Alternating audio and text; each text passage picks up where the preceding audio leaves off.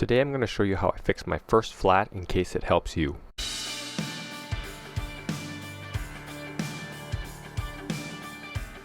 The tools you're going to need to do this job is the tire plug kit shown here, an air compressor, and also a pair of pliers or something to pull out the whatever's punctured your tire.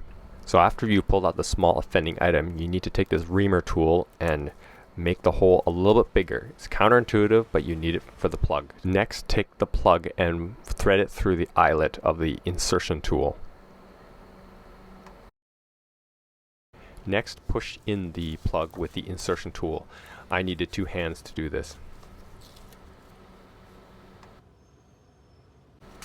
And this is what it'll look like when you've got it inserted, with about a quarter of it sticking out.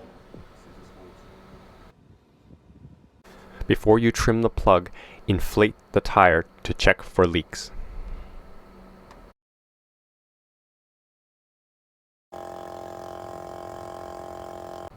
I poured some soapy water over the plug, looking for little bubbles.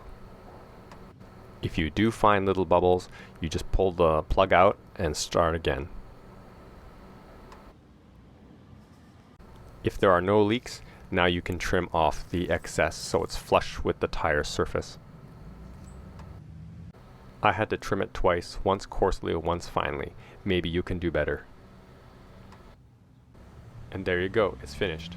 I like to take a short little test drive to make sure that there's no leaks, but the official stance on these tire plugs is that it's meant to be a temporary repair, and it's just meant to get you until you can make it to the tire shop to patch it from the inside.